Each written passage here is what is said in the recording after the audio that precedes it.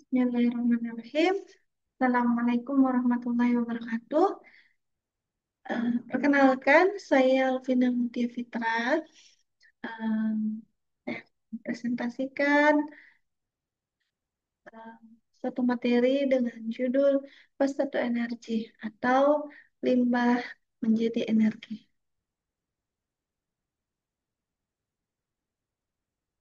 Izin share screen.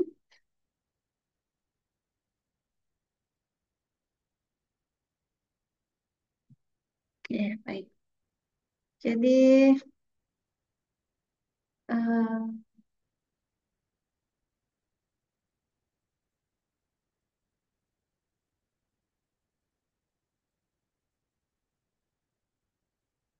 eh,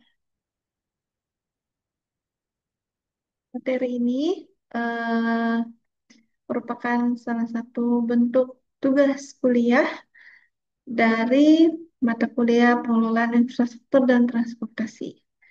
Jadi, kami adalah mahasiswi program studi Magister Perencanaan Wilayah dan Kota Fakultas Teknik Universitas Hasanuddin.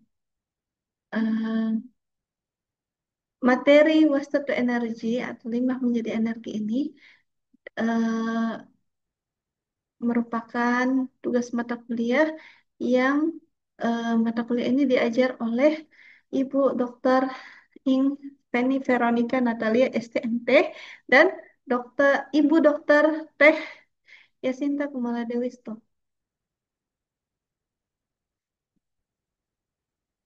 Baik, berikutnya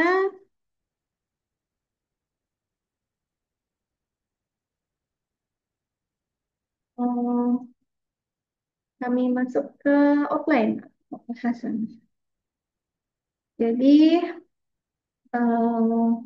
batasan pembahasan dari presentasi ini ada 5. Yang pertama latar belakang, yang kedua isu, yang ketiga data dan metodologi, yang keempat kesimpulan, dan yang kelima daftar pustaka. Kita masuk ke latar belakang. Kami membagi menjadi 3 untuk sebagai pengenalan. Yang pertama definisi waste to energy, yang kedua konsep waste to energy, yang ketiga varian proses waste to energy. Kita mulai dengan definisi waste to energy menurut Kotari R dan kawan-kawan tahun 2010. Kita lihat di gambar ada berbagai sumber bahan baku limbah untuk energi biogas. Jadi berbagai jenis limbah dari sektor pertanian, industri, dan perumahan merupakan sumber energi terbarukan yang potensial untuk mencapai keberlanjutan dan untuk peralihan ke rute konversi limbah menjadi energi atau waste to energy. Di sini kita bisa lihat sektor pertanian, contohnya limbah tanaman dan hewan. Adapun eh, contoh sektor industri ada pabrik gula, limbah susu, limbah kembang gula, pulp, dan kertas, menyamakan kulit, rumah pemotongan hewan. Dan sektor perumahan ada limbah dapur dan limbah kebun. Ada, kami membagi menjadi 4 konsep waste to energy berdasarkan Moya et al. 2017. Yang pertama, teknologi pengolahan biologis yang terdiri dari proses aerobik atau pengomposan yang dengan adanya oksigen. Adapun yang kedua, teknologi pencemaran anaerobik dengan tidak adanya oksigen, mencampurkan metana dan karbon dioksida. Adapun yang kedua, teknologi pengolahan termal. Ada pirolisis, ada gasifikasi, ada insinerasi. Berikutnya, pemanfaatan gas TPA. Kita bisa lihat TPA di Amerika Serikat mengumpulkan 2,6 juta ton metana yang menghasilkan panas dan listrik dengan kapasitas 50 megawatt turbin generator. Perineri mengubah limbah menjadi produk sampingan. Kilang limbah mengintegrasikan proses konversi biomasa dari limbah padat kota dan konversi serta produksi biofil, listrik, panas, biofertilizer, dan bahan kimia bernilai tambah. Melalui kilang bio, eh, limbah menjadi apa energi ini diubah menjadi biofuel cair dan gas.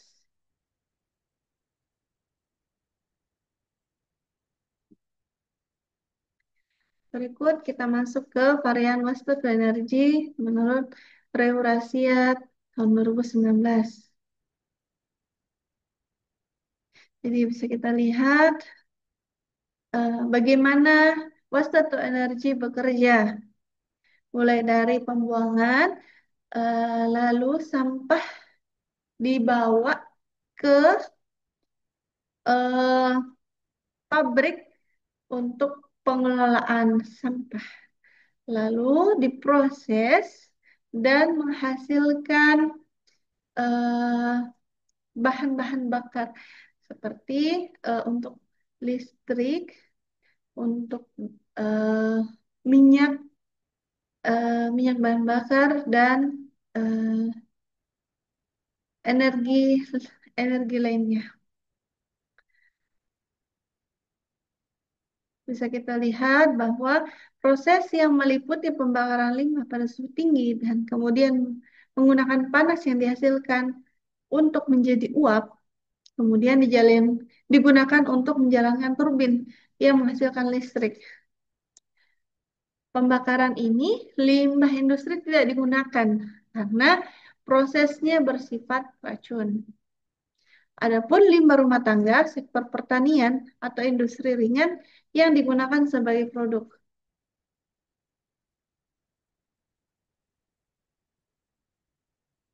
Berikutnya, eh, dari Wang et al. 2018, kita bisa lihat municipal solid waste atau limbah padat itu larinya ke TPA.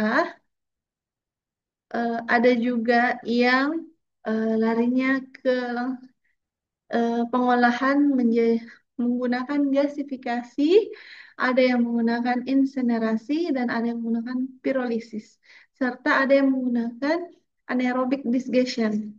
Adapun wastewater atau limbah cair itu larinya ke anaerobic digestion dan aerobic treatment. Dan agriculture itu hanya lari ke anaerob anaerobic digestion. Eh, dan inilah prosesnya untuk bisa menghasilkan kebutuhan energi. Varian proses waste to energy menurut Reoresia 2019, Alia AHA 2024, dan Wikipedia.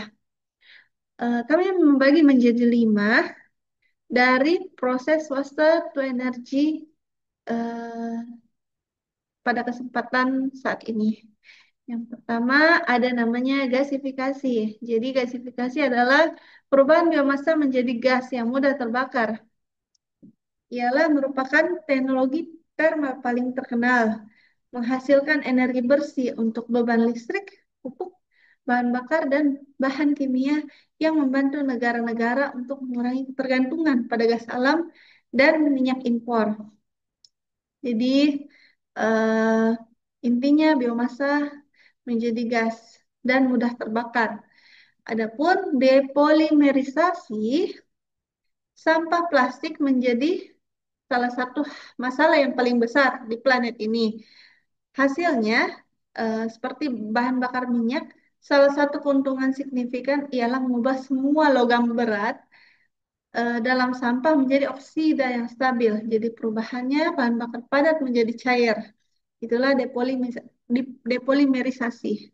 Adapun pirolisis adalah proses dekomposisi suatu bahan pada suhu tinggi yang berlangsung tanpa adanya udara atau dengan udara terbatas.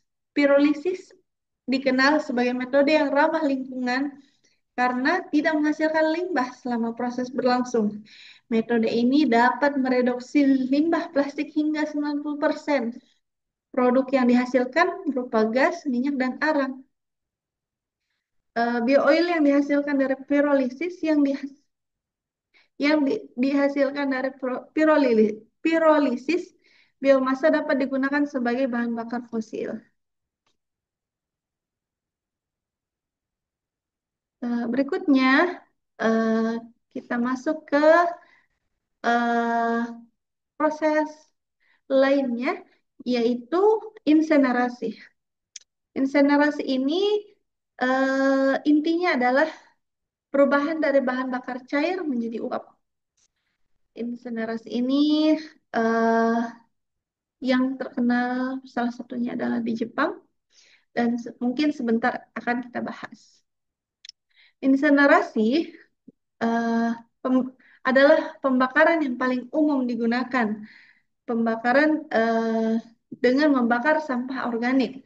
Panas yang dihasilkan selama proses pembakaran digunakan untuk mengubah air menjadi uap dan menggerakkan turbin untuk menghasilkan listrik. Dan terakhir, fermentasi. Eh, Kata ini mungkin eh, tidak jarang, tapi ini bukan bahas tentang tempe, tapi salah satu perubahan eh, bagaimana sampah menjadi energi eh, dengan cara fermentasi. Proses yang digunakan menggunakan ragi dan mikroorganisme alami lainnya untuk menghasilkan etanol. Proses ini terdiri dari serangkaian reaksi kimia seperti hidrolisis, distilasi, dan lain-lain.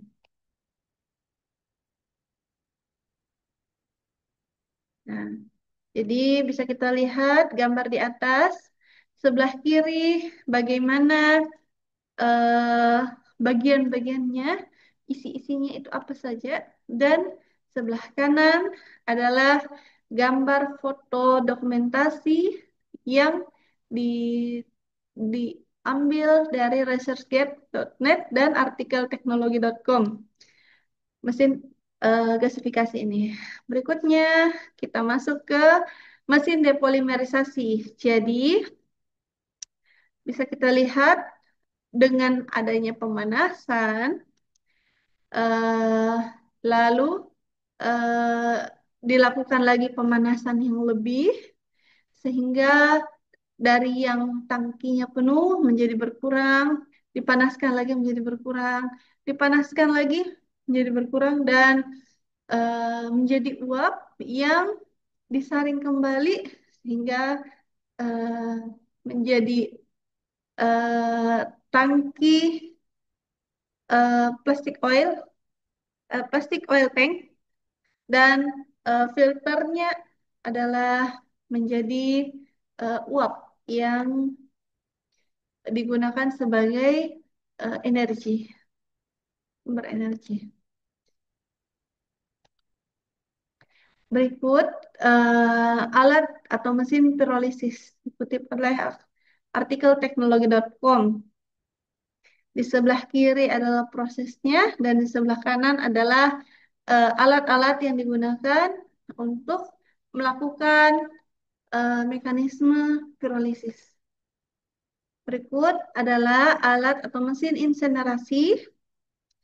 Jadi eh, sebentar kita bahas tentang contoh-contohnya dan sebagainya. Dan terakhir adalah gambar dari alat atau mesin fermentasi. Jadi sebelah kiri adalah eh, eh, bagaimana bentuk eh, fermentasi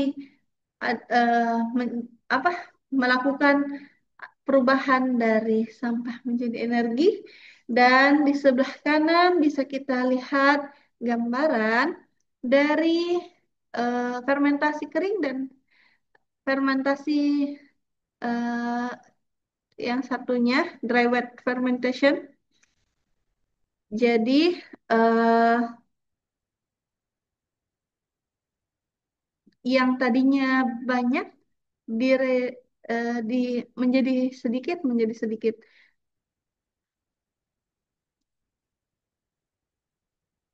Adapun kami sedikit membahas tentang fermentasi karena eh, fermentasi ini sering digunakan untuk kecap dan sebagainya. Tapi ternyata fermentasi ini juga bisa digunakan eh, sebagai pengubah sampah menjadi energi. Jadi sampah-sampah makanan, sampah padat itu dikoleksi dan diproses, lalu dengan eh, serangkaian proses fermentasi mendapatkan biohidrogen yang digunakan untuk transportasi, transportation, gas or heat and electricity. Eh,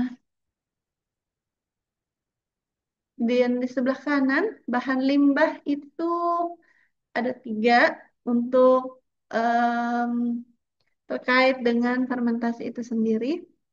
Yang pertama, contohnya limbah pertanian adalah kompos hewan, limbah dari peternakan, peternakan uang gas, eh, rumah pemotongan hewan, sisa panen, jerami gandum, batang ampas tebu, kelebihan pupuk dari lahan pertanian.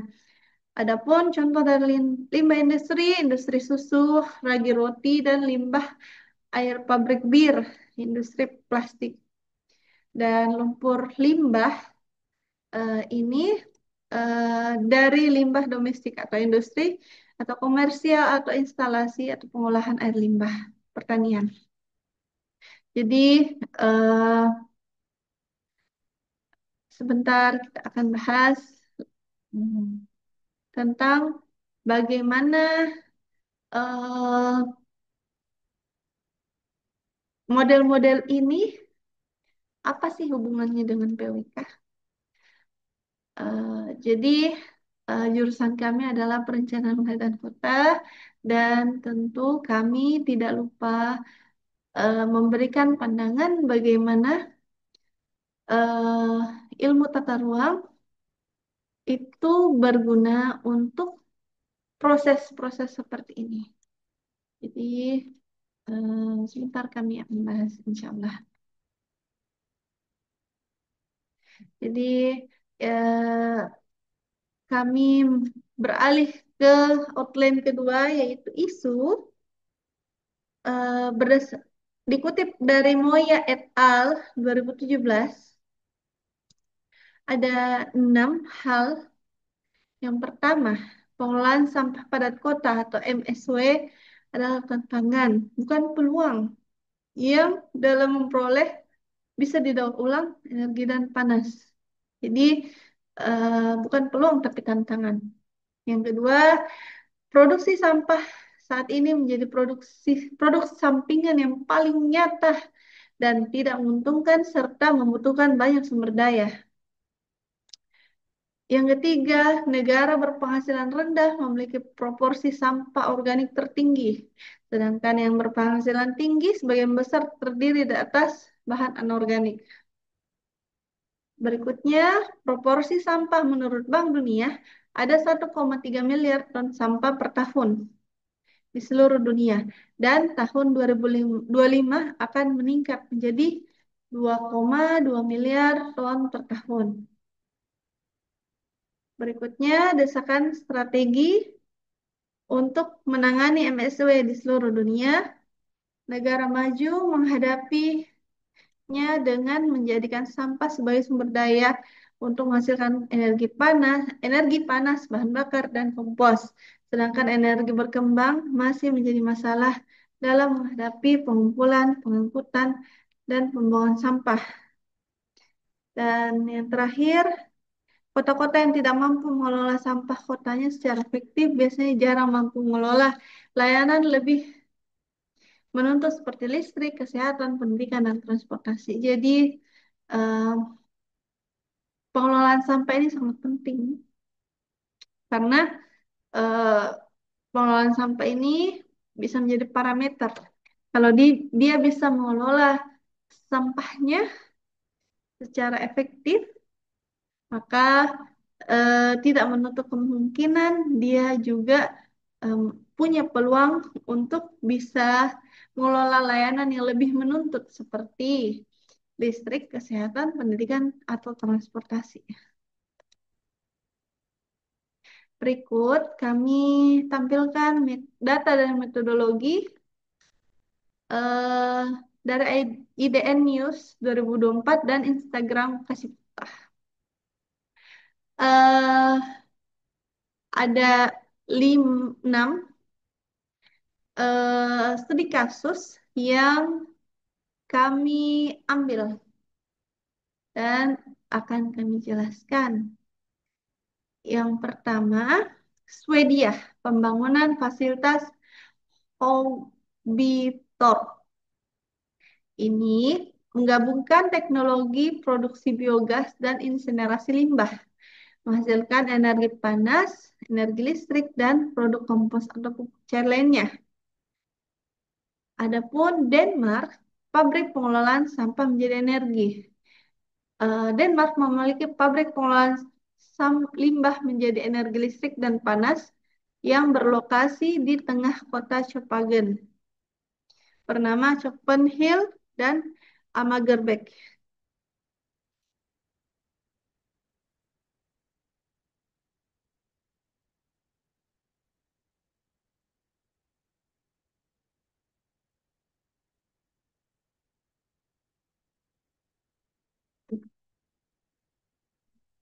Tunggu sebentar.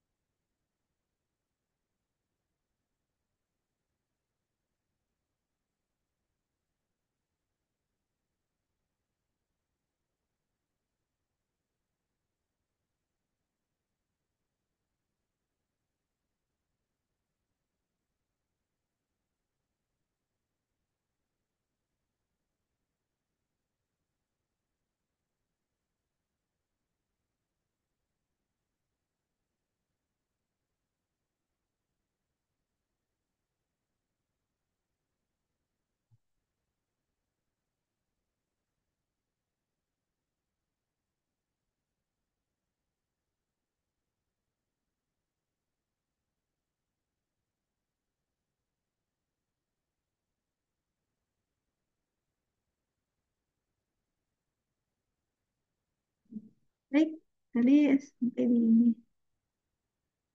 Ya, oke. Maaf, tadi ada gangguan sedikit. Lanjut. Yang kedua, pabrik pengelolaan sampah menjadi energi di Denmark. Tadi kami sudah mengatakan bahwa Denmark memiliki pabrik pengelolaan limbah menjadi energi listrik dan panas yang berlokasi di tengah kota Copenhagen, bernama Copenhagen atau Amagerbek. Yang ketiga, Jerman dengan waste incineration plant-nya. Jerman eh, konsepnya seperti ini. Waste incineration plant atau thermal waste treatment, atau dalam bahasa Jermannya Abfallverbrennungsanlage adalah fasilitas pembakaran sampah yang menghasilkan panas lalu menghasilkan uap yang menggerakkan turbin dan menghasilkan listrik. Berikutnya, Jepang dengan teknologi gasifikasi. Mengelola limbah seperti limbah rumah tangga, medis, dan lumpur menjadi energi dengan melakukan pemanasan pada suhu tinggi dengan kontrol oksigen terbatas yang menjadikan gas sintesis atau syngas yang menjadi pasokan listrik ke pabrik Jepang. Yang kelima ada Singapura Proyek Tuas. Ini Oke, kami geser supaya terlihat.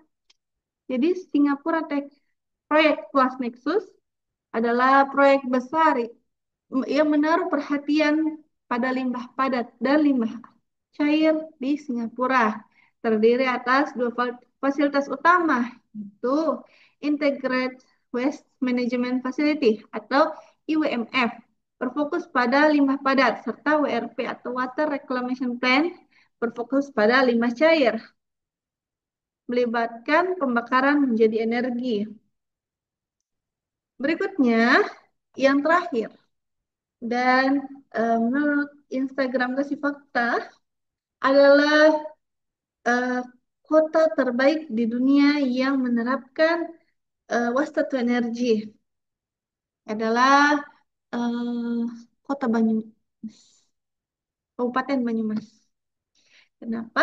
Eh, Kabupaten Banyumas ini bahkan didatangi oleh negara-negara lain untuk belajar pengolahan sampah. Kenapa tidak? Kita sebagai warga negara yang sama dengan Banyumas, kita juga mencoba untuk menerapkannya di kota masing-masing. Oke, lanjut. Ini adalah tampilan dari Swedia, pembangunan fasilitas Hobby Trop. Jadi fasilitas ini eh, intinya seperti ini. Eh, Limbah yang ada di Swedia biasanya itu eh, bagus untuk eh, sebagai pupuk tanaman, akan tetapi tanaman yang tidak dikonsumsi oleh manusia. Maka Swedia memilih tanaman willow rotasi pendek yang bila digunakan untuk filoremediasi yang sebelah kiri ini, maka akan menawarkan keuntungan seperti hasil biomasa tinggi, penghilangan senyawa berbahaya melalui panen yang sering. Jadi tebangan willow rotasi pendek dipanen uh, setiap 3 sampai 5 tahun setiap musim dingin ketika tanah membeku menggunakan mesin yang dirancang khusus. Sistem filoremediasi tanaman willow rotasi pendek berhasil menghilangkan senyawa berbahaya yang terkandung dalam limbah di Swedia dan memanfaatkan nutrisi air yang ada dalam produksi biomasa. Jadi yang sebelah kanan ini terlihat ya pointernya. Oke. Jadi sebelah kanan ini eh, adalah eh, tempat limbah, limbah dan pengolahan limbah itu. Lalu di sisi-sisinya ada tanaman willow untuk eh, membuat eh, pemangkasan eh, efek-efek berbahaya ke tanaman lain seperti sawah yang dikonsumsi hasilnya dan sebagainya. Artinya mereduksi atau menghilangkan senyawa yang berbahaya. Baik, masih di pembahasan yang sama, kita lihat sebelah kiri itu ladang pohon willow seluas 1 hektar di Hoby bagian tengah Swedia diairi oleh lapisan tempat penampungan kayu dari pabrik penggergajian kayu yang berbeda. Air limbah perkotaan mengandung nitrogen dan fosfor yang dalam banyak kasus merupakan solusi nutrisi yang seimbang yang dapat digunakan untuk menyuburkan tanaman. Eh, karena tidak sebaiknya untuk langsung ke tanaman yang dimakan, maka dipilihlah pohon willow. Air lin di TPA, air yang meresap melalui TPA biasanya diolah bersama air limbah perkotaan di instalasi pengolahan air limbah, namun umumnya mahal dan melibatkan konsumsi energi yang tinggi. Maka dari itu, dipilihlah fasilitas ini. Di sini ada irigasi dari limbah SRWC dan di sebelah sini ada irigasi juga. Di tengah-tengah ada aeration pond. Baik, kita bergeser ke Denmark. Denmark, kelihatan ya? Oke, jadi Denmark ini eh, adalah pabrik pengolahan sampah energi. Dikutip dari Hulgard dan Sodergaard 2018. Sebelah kiri, fasilitas pengolahan sampah menjadi energi Amargerberg, tambahan yang menonjol di Cakrawala Kota Copenhagen. Jadi, fasilitas pengubah sampah menjadi energi Amargerberg memiliki pemulihan energi dari limbah dengan proyeksi total efisiensi bersih thermal menjadi 107%. Masya Allah, sangat besar ya.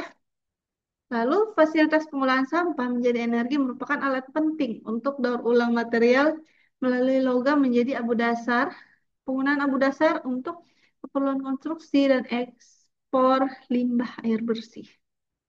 Insya Allah, ini di Denmark. Jadi, sebelah kanan itu ringkasan keluaran dari Megaberg. 1.000 kilogram sisa limbah 3,2 megawatt limbah ke energi fasilitas. Menjadi energi itu 2,7 MWh pemanasan listrik, 0,70 untuk listrik. Abu bawah 150 kilogram untuk konstruksi jalan, 10-15 kilogram logam untuk didaur ulang.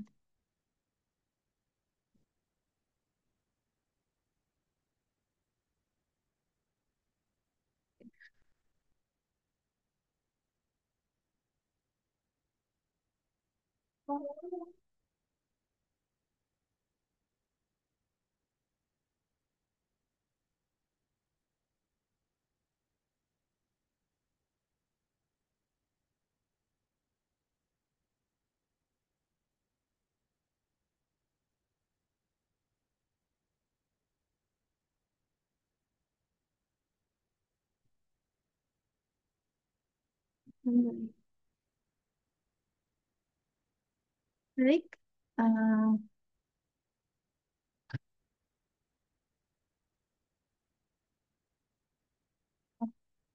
ada sedikit tadi yang mau nanya. Tadi sudah sampai Denmark ya. Eh, baik, abu bawah 10 sampai 15. Ini. Ini ya. Oh, ini 10 sampai 15 kilogram logam untuk didaur ulang. Air yang sangat bersih itu 400 kilogram air untuk didaur ulang. Denmark dengan pabrik pengolahan sampah menjadi energinya. Di sebelah sini, sebelah kiri, ada pabrik setinggi 80 meter dibangun. Atap miring memiliki tanah. Jadi atap miringnya punya taman umum, lereng ski, dan dinding panjat. Masya Allah. Dia menggabungkan antara rekreasi dengan fungsi. Ini sangat efisien. Jadi, bangunan Ameger Beck merupakan bangunan besar yang terletak di pusat kota, digunakan untuk berbagai keperluan rekreasi seperti lintasan ski sepanjang tahun, dinding panjat, dan titik pengamatan. Jaringan pemanas dan teknologi fasilitas CPH yang sangat canggih yang antara lain menampilkan turbin tekanan balik dengan beberapa saluran keluar uap untuk membangkitkan pemanas listrik dan pemulihan panas melalui kondensasi gas buang yang dibantu oleh pompa panas penyerapan.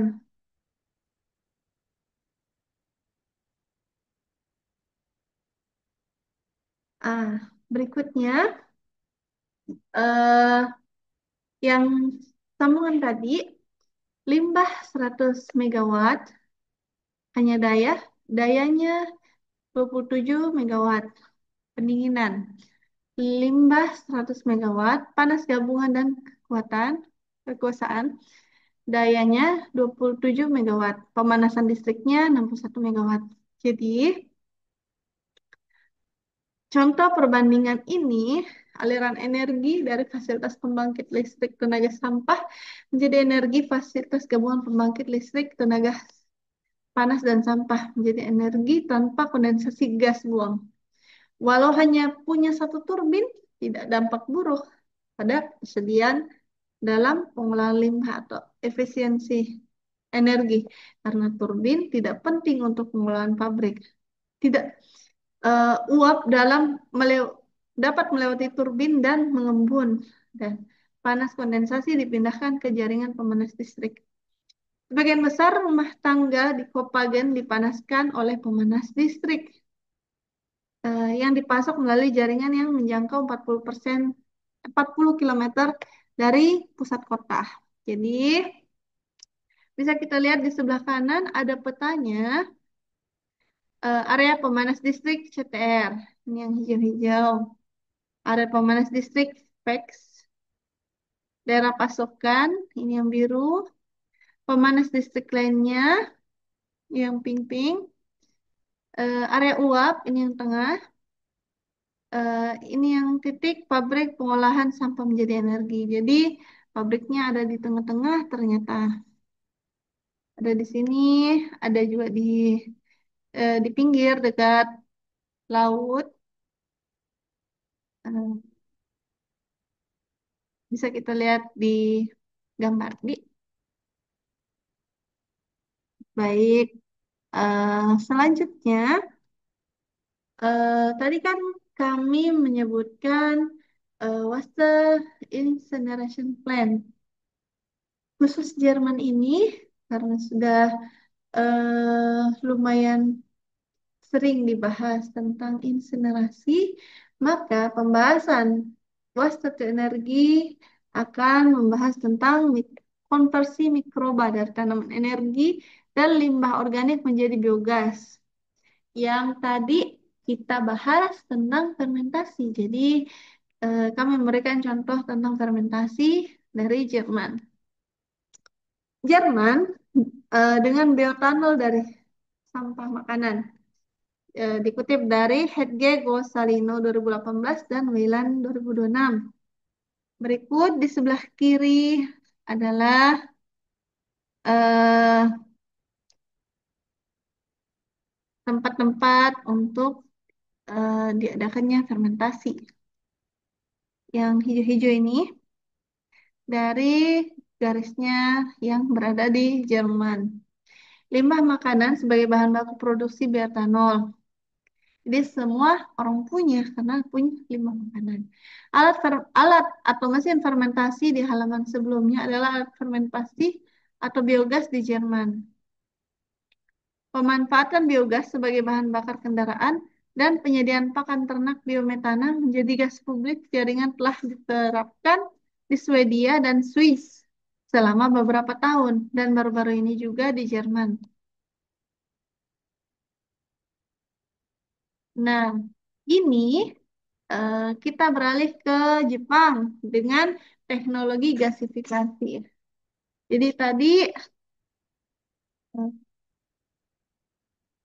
eh, membahas tentang fermentasi, maka kita sekarang membahas tentang gasifikasi.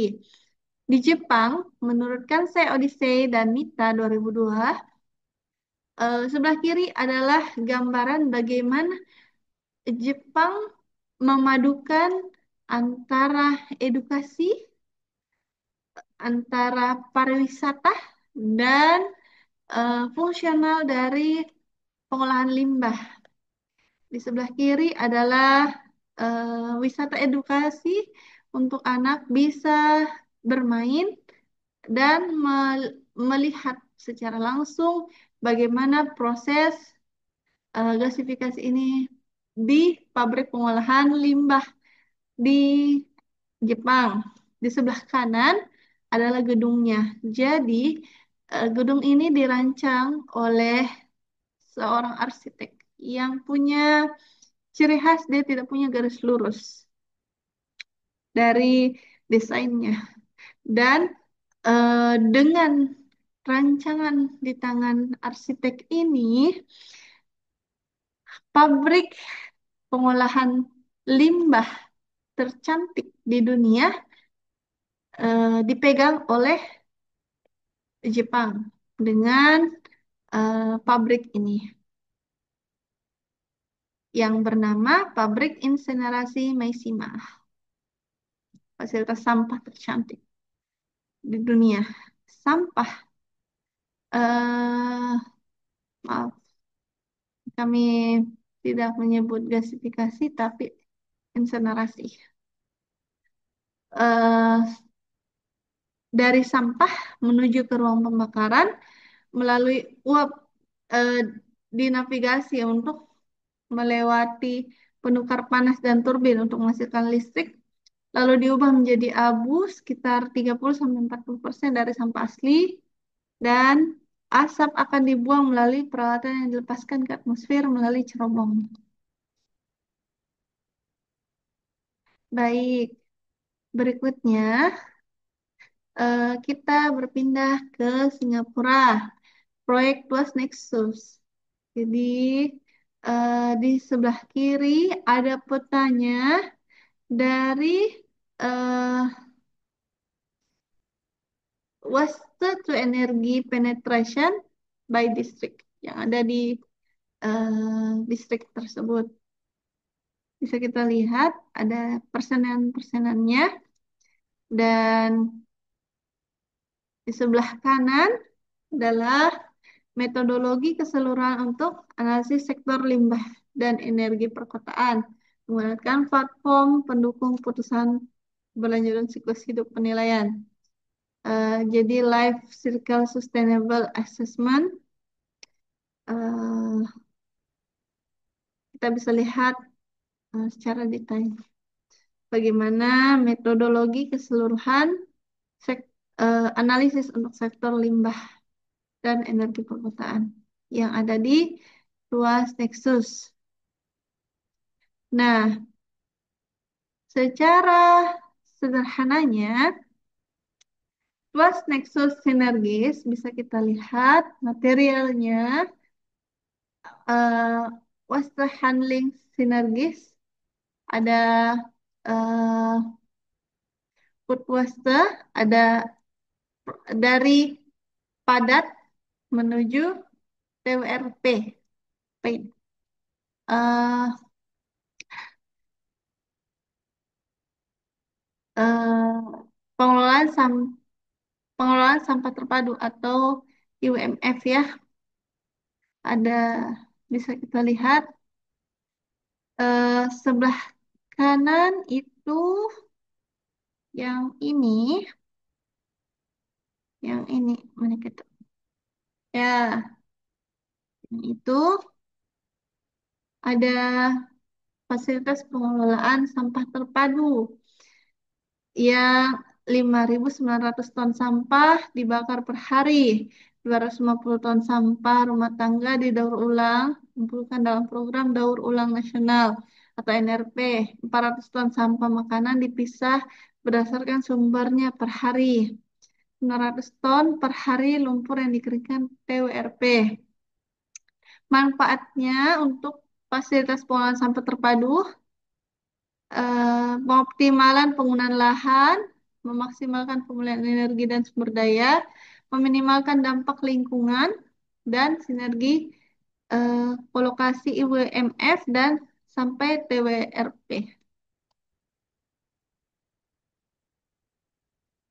Baik, kita masuk ke kota terbaik yang menerapkan sistem waste to energy ialah Banyumas. Fakta pertama, Banyumas adalah kota dengan pengolahan sampah terbaik se-Indonesia. Oke, se-Indonesia ya, teman-teman. Yang kedua, banyak negara yang datang langsung ke Banyumas untuk belajar pengolahan sampah di sana. Yang ketiga, tahun 2018, Kabupaten Banyumas masih gagal dalam mengolah sampah. Sampah menumpuk berserakan hingga Pemkab membuat program sumpah beruang, sulap sampah berubah menjadi uang. Masyarakat eh, di, kelompok swadaya masyarakat mengumpulkan sampah yang diambil dari rumah dan eh, yang akan diolah di tempat pengelolaan sampah terpadu yang berjumlah 39 unit. Sampah digunakan menggunakan mesin inovasi dari Pemkab Banyumas sendiri yang akan memilah secara otomatis antara sampah organik dan anorganik. Sampah-sampah tersebut kemudian diolah menjadi pupuk, kompos genteng, paving block, dan lainnya. Sekarang hampir seluruh sampah di Banyumas dapat didaur ulang. Tidak ada lagi gunung-gunung sampah di kota Banyumas. Mari kita lihat datanya. Capaian penanganan sampah di Kabupaten Banyumas. Dapat dikelola sendiri sampahnya 100 ton per hari, Masya Allah. Sampah dikelola oleh KSM 350 ton per hari. Sampah dipilah menjadi beberapa jenis. Ada anorganik atau rongsok 30 ton. Sampah residu yang tidak ada nilainya 60 ton. Bubur sampah organik untuk kompos dan pakan maggot 166 ton. Sampah anorganik low value bahan RDF, paving, gentek plastik 94 ton. Total pengurangan sampah plastik dalam Perhub 14 nomor 19 tentang pengurangan penggunaan tas plastik dan styrofoam sebesar 638,8 ton per tahun adalah 1,86%. Capaian penanganan sampah plastik sebanyak 34.310 ton per tahun. Pemanfaatan untuk penanganan sampah plastik ada yang pertama RDF sebesar 14.600 ton, ada campuran aspal Hox Mixed sebesar 50 ton, ada paving block sebesar 7.300 ton, ada rongsok botol plastik, HDPE, LPD, LDPE, PP, PS, dan PVC adalah 656.520 ton. Dan pabrik yang dibakar menggunakan pirolisis adalah 5.840 ton.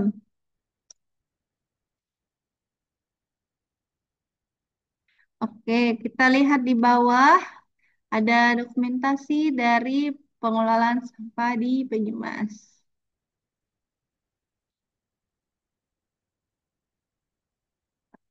Bahkan orang luar negeri pun datang belajar. Oke, bagus. Kita masuk ke data berikutnya. Jadi, kita bisa lihat sampah organik eh, menghasilkan satu bahan bakar jumputan padat BBJP untuk PLTU. Dua, kompos dan kasgot. Tiga, fresh maggot. Empat, maggot oil. Lima, pellet maggot. Enam, dried maggot. Tujuh, tepung maggot. Insyaallah. Lanjut, hasil olahan sampah anorganik. Ada genteng plastik, ada genteng plastik yang berwarna 0,8 kilogram per BH. Genteng plastik yang hitam begini 2,75 kilogram per BH. Bahan RDF, ada paving plastik, ada lantai plastik manual, dan biji plastik. Alur pengelolaan sampah di tengah dilakukan oleh KSM. Sampah rumah tangga diangkut dan diolah oleh KSM di TPTST. TP, TPST ST. Organiknya bisa kita lihat, anorganiknya menjadi apa bisa kita lihat, anorganik flunya bisa menjadi biji plastik dan rongsok, residunya menjadi abu.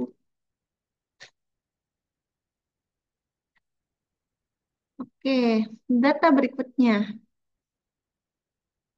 Banyumas tidak bisa atau tidak akan mampu melakukan semua hal besar tadi. Apa?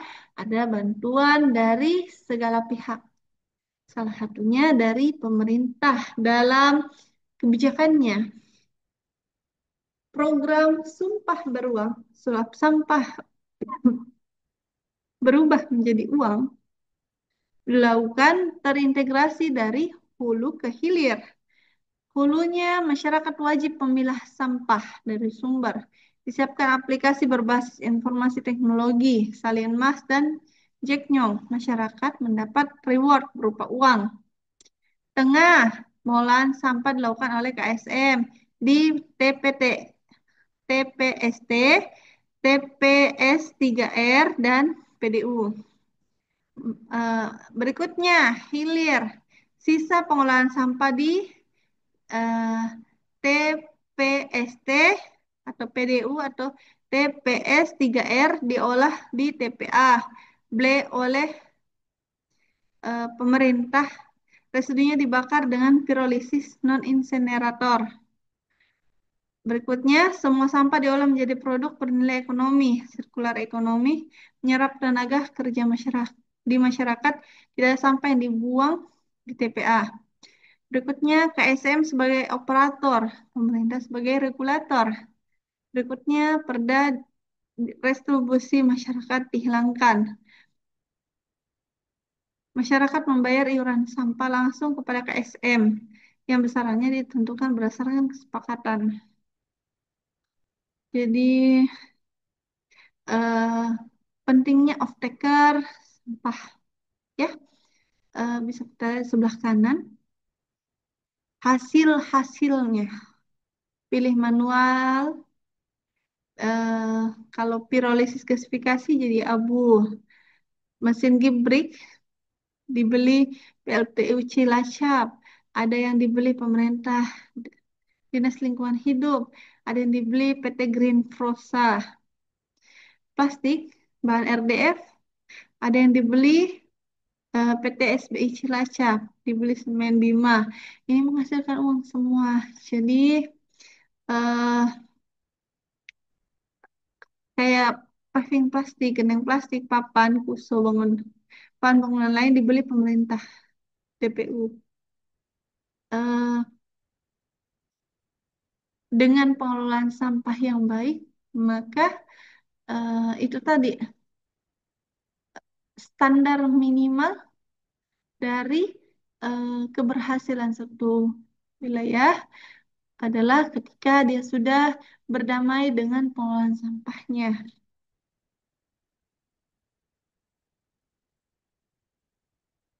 Baik, ini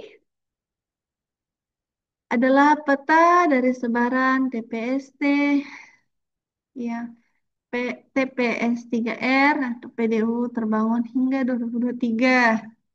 Ada 39 yang ukurannya 200 sampai 1.200 meter persegi. Mulai dari yang bintang-bintang besar ini sampai yang kecil-kecil ini. Oke, gambaran umumnya adalah 132.758 hektar dari luasnya wilayah Jateng. Ada 27 kecamatan, 301 desa, dan 30 kelurahan. Penduduknya 1,8 juta, 1,8 juta penduduk pada tahun 2021. Eh, Alhamdulillah kita masuk ke kesimpulan. Jadi kesimpulan ini kami masih membagi tiga. Yang pertama, kritik dan saran seputar presentasi.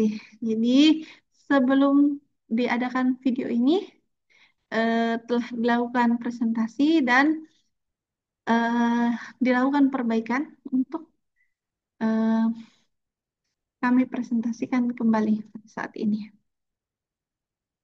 Ada tanya jawab seputar presentasi pada saat itu dan kesimpulan presentasi waste energi. Jadi eh, kita mulai ya untuk masuk ke kesimpulan. Yang pertama, kritik dan saran. Ibu Yasinta eh, memberikan saran seharusnya presentasi seorang yang berada di bangku S2 itu lebih eh, lebih baik dalam hal sistematika berpikir yang outline-nya mulai dari latar belakang, isu, data, dan kesimpulan. Ini alhamdulillah sudah kami lakukan. Jadi eh, outline-nya pengelolaan dan bukan pengolahan. Berikutnya, Ibu Yasinta juga memberikan contoh lain dari outline, seperti definisi, yang kedua pengelolaan sampah menjadi energi, yang ketiga studi kasus, yang keempat tahapan-tahapan yang patut kita fokuskan untuk pengolahan tersebut, yang kelima lesson learn-nya, apa yang bisa dipelajari, yang keenam kesimpulan. Intinya harus ada outline-nya. Eh, jadi walaupun kami bukan S2 Teknik Kimia, sebagai seorang PWK eh, penting bagaimana infrastruktur dari eh, apa infrastruktur dari proses pengolahan limbah menjadi energi yang terdiri dari sarana dan prasarana. Ini juga sudah kami lakukan. Sarana itu jaringannya, sarana itu fasilitasnya, prasarana jaringannya.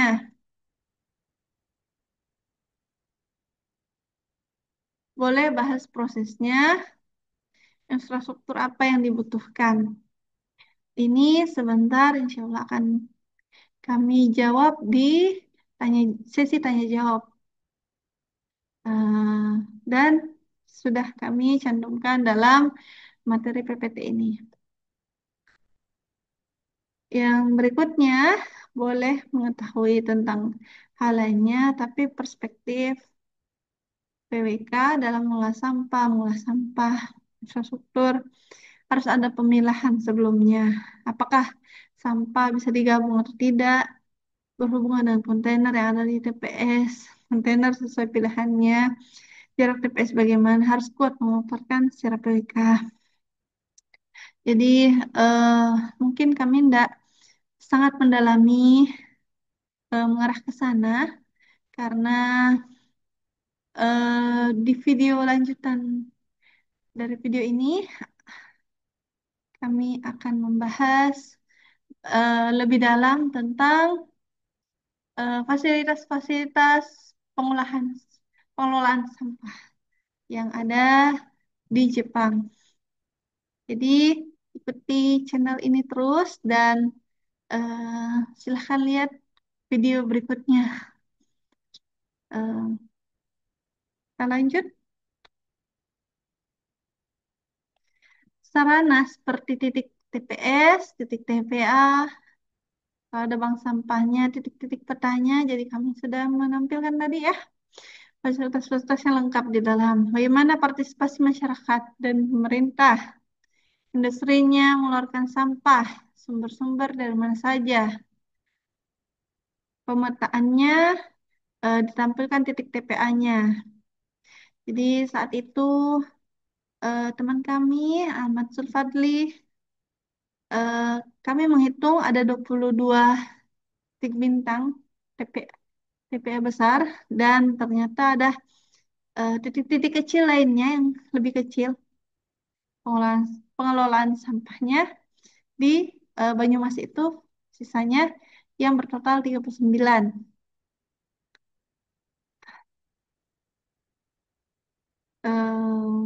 Jadi kami tidak menghapus dari pembahasan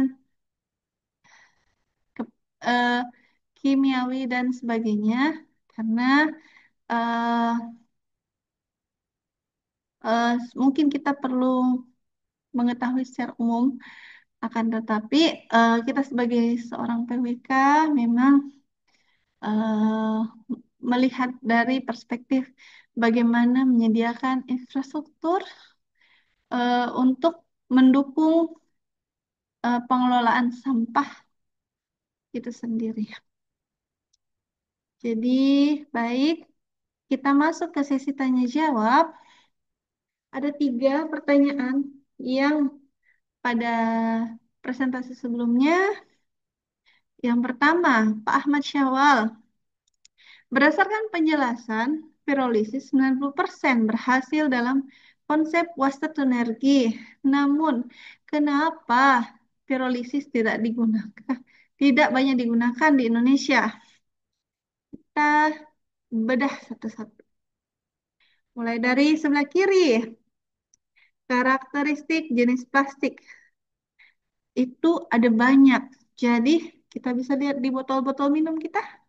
Ada yang segitiga 1, 2, 3, 4, 5, 6, 7. Nah, yang satu ini botol minum ringan, yang kemasan sekali minum itu, yang beli beli air mineral itu biasanya tipenya PET atau satu satu kali pakai. Em, Berikutnya yang bintang apa segitiga 2, kantong belanja, botol susu dan krim, botol sampo dan pembersih. Segitiga 3, botol jus, kotak pupuk, pipa saluran. Botol segitiga 4, kotak es krim, kantong sampah, lembar plastik hitam. Pasti menebakkan kira-kira saya mau bahas apa ini. Kenapa dibacakan semua sih? Jadi, dari 1 sampai 7 ini, yang 5 kan kotak es krim, kantong kentang, kentang goreng, sedotan, kotak makanan. Yang 6, kotak yogurt, plastik, meja, cangkir, minuman panas, wadah, makanan siap saji, baki kemasan. Yang ketujuh, botol minum olahraga, akrilik, dan nilon. Kenapa pirolisis masih belum digunakan? Tidak marak digunakan. Padahal 90% berhasil. Yang pertama, sudah siapkah warga negara Indonesia ini untuk memilah mulai dari di Jepang kami beri gambaran. Eh, dari botol air mineral, tutupnya ada tempat pembuangannya. Botolnya dihancurkan, diremas, lalu ada tempat pembuangannya. Botolnya itu tidak boleh bersama dengan pembung apa label tempat minumnya. Jadi labelnya dibuka satu-satu. Semua sampah. Bayangkan betapa ribetnya. Pertanyaannya, siapkah Indonesia seperti itu? Jika Indonesia siap, insya Allah pemerintah kita mungkin akan mencoba menyiapkannya. Jadi sangat penting membangun masyarakat yang sadar akan betapa pentingnya. Karena masih banyak yang tidak begitu peduli eh, ketika ada sampah atau bahkan dia yang membuang sampah lalu bilang ada situ kamu bersih-bersihnya kalau bahasa Makassarnya. Ah, butuh partisipasi aktif dari masyarakat. Dan teman-teman sekalian, ini adalah gambaran dari pabrik pengolahan plastik di TPA. Pertanyaannya, siapkah kita menjadi seperti Jepang misalnya, yang botol kaca beda, botol tempat susu beda, eh segala-galanya beda. Kan sampah dari perabotan itu beda, logam-logam beda. Dan tidak bisa kayak dibuang, oke, sudah dibedakan, terus buang ke tempat sampah satu. Tongnya tidak. Tongnya itu di Jepang berbeda-beda. Dan jadwal pembuangannya ada hari ini apa, hari itu. Siapkah Indonesia sudah seperti itu? Ya, jadi em, infrastrukturnya juga masih kurang memadai ya. Lalu dikutip dari angpotorion.com, kelebihannya dari pirolisis. Yang pertama, menggunakan teknologi sederhana yang bisa dikembangkan berbasis rumahan, bahan baku plastik yang melimpah, dan menghasilkan bahan bakar minyak alternatif yang lebih ramah lingkungan. Kekurangannya, tidak semua jenis plastik bisa digunakan. Itu yang harus dipisah-pisahkan. Perlu edukasi cukup intens dan panjang dalam implementasinya. Perawatannya masih standar dengan harga yang terbilang mahal. Belum ada hitungan ekonomi secara detail. Dan cairan yang dihasilkan tidak sepenuhnya bisa dipakai untuk bahan bakar kendaraan ya. Jadi eh, butuh kesiapan infrastruktur dan biaya yang cukup mahal untuk memulai membangunnya. Ya, berikutnya Zaki Surya Fitrawan, teman saya memberikan pertanyaan, apa dampak industrinya sampah menjadi energi? Sama seperti pabrik, adakah efek sampingnya, dampak lingkungannya? Apalagi alat listrik canggih. Bagaimana limbahnya pabrik pengolahan sampah itu sendiri? Dikutip dari kumparan.com. Kenapa Jepang lebih memilih membakarnya berhubungan dengan masalah sanitasi untuk mencegah penyakit dan memperpanjang masa tempat pembuangan akhir. Karena yang telah dibakar akan berkurang dan menjadi abu. Dan umur pembuangan akhir menjadi lebih panjang. Hingga eh, tidak harus mencari tempat pembuangan baru ketika kita berada di Jepang. Ya, kalau sudah sesiap Jepang. Abu dari insenerator diangkut menggunakan konveyor dan ditampung di lubang abu. Abu dimuat dengan derek, diletakkan di truk pengangkut abu. Truk yang mengangkut abu dibawa menuju pembuangan akhir. Gas buang yang dihasilkan proses pembakaran disaring menggunakan penyaring gas buang, dikeluarkan melalui cerobong hingga hilang zat-zat berbahayanya. Jadi tidak ada itu istilahnya asap hitam yang keluar dari mesin pengolahan limbah yang ada di Jepang. Jepang ya, bukan Indonesia. Belum. Penyaring yang digunakan merupakan saring belakang yang di dalam terdapat filter kain berbentuk tabung. Gas buang akan dialirkan ke filter dan zat berbahayanya akan diambil untuk mencegah kekhawatiran masyarakat mengenai pembuangan gas hasil pembakaran yang mengandung zat berbahaya.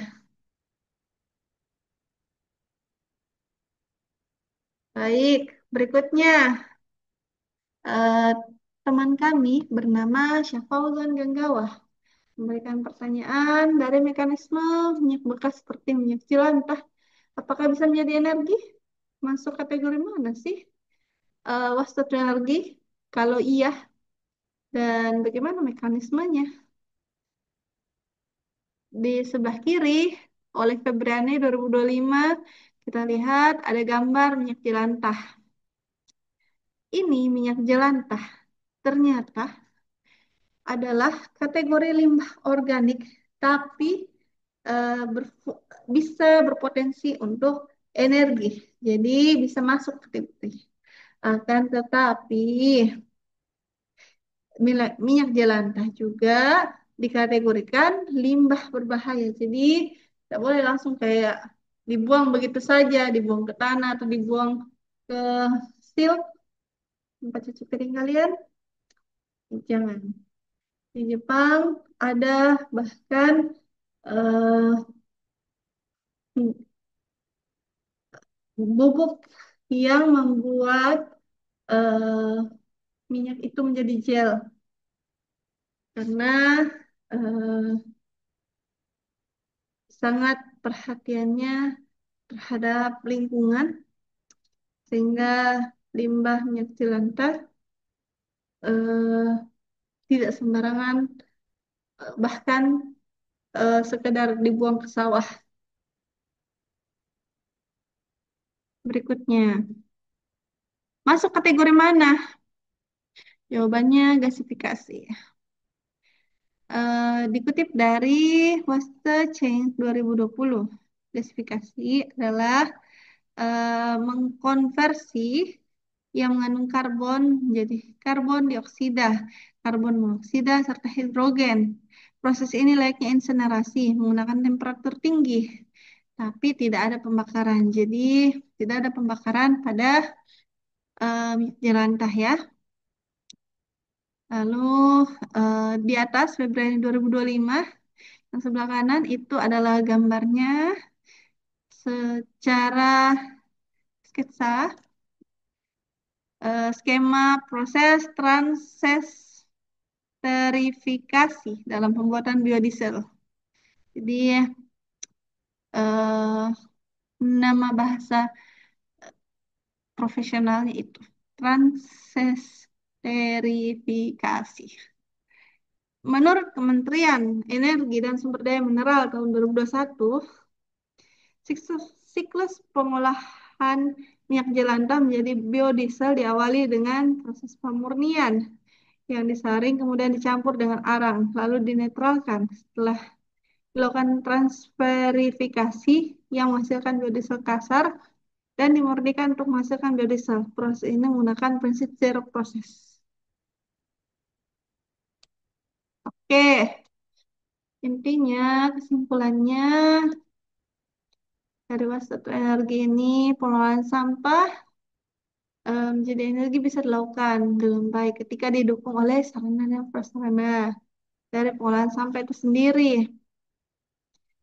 Eh, Contoh kami beri gambaran seperti ini. Eh,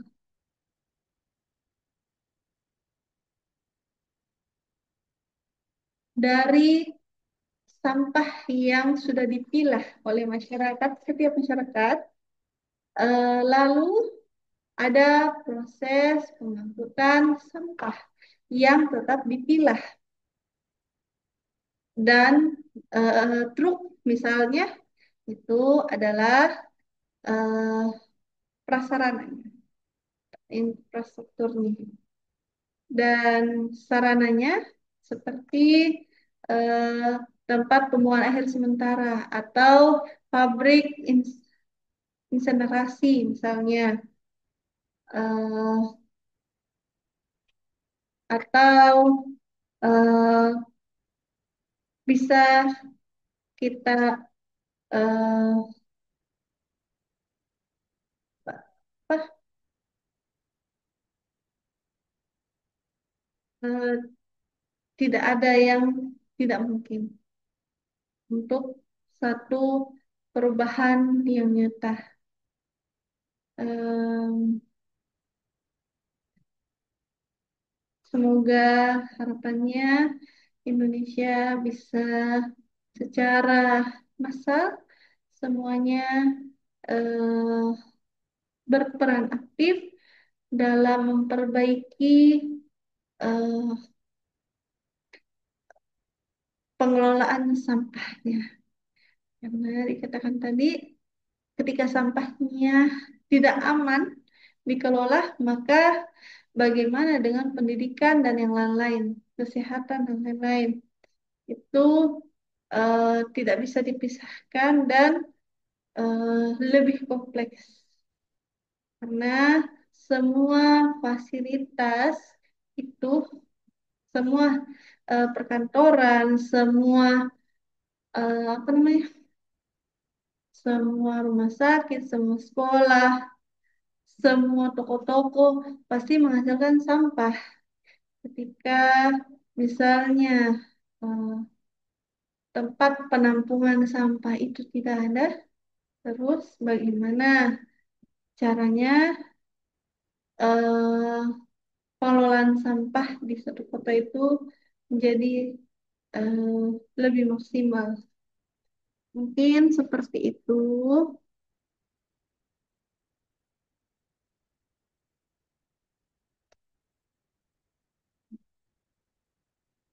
Eh, Berikut daftar pustaka. Jadi yang ditebalkan adalah artikel paper-paper atau proceeding dari para peneliti sebelumnya. Dan sisanya adalah dari website-website yang terpercaya.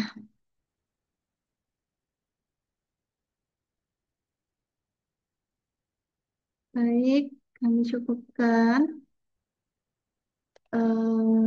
Kami minta maaf, ada banyak kesalahan dan kekurangan.